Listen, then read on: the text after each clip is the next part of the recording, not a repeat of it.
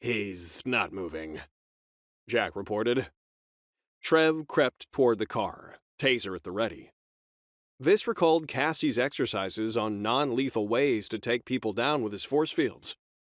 Thus far, the most reliable thing they had come up with was using his powers to help him take down people in hand-to-hand combat.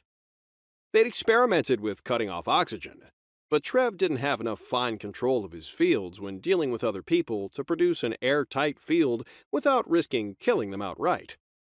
Though he could now easily wrap force fields around his body and limbs, he couldn't maintain static fields away from his body. He had gotten faster, and he could now support multiple fields, though he still couldn't summon multiple fields simultaneously.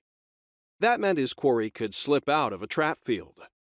He just needed to stun Gilbert. The man's lung capacity and invisibility were annoying, but his personal combat power was limited to the explosive toys he was carrying. Trev's residual concern about being too obvious with his ability and attracting the wrong attention from 46P1 made him prefer the taser and the stun gun in his pocket for non-lethal takedowns. He had not expected to have to use his powers on the breadsticks, and Cassie hadn't foreseen the flashbang. "Circle around on the left side, Cassie," Trev ordered, speaking loud enough for Gilbert to hear him. "Make sure you can see the back fence. That way he can't bolt." He frowned. How long can this guy hold his breath? "He's not moving," Jack noted.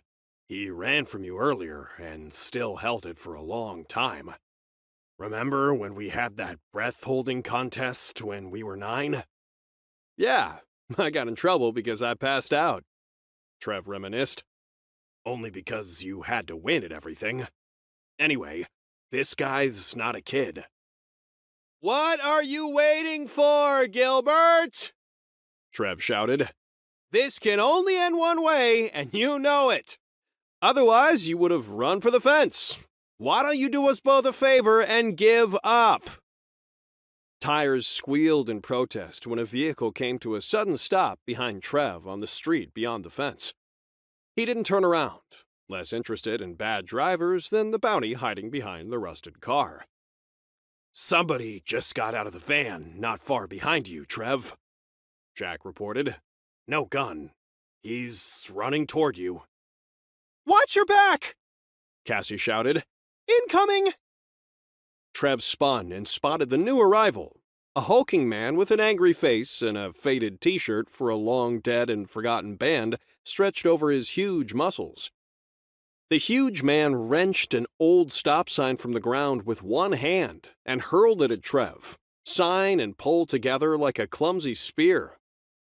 Trev created a force field beneath his bulletproof vest as the thin edge of the familiar red octagon tore into the protective gear.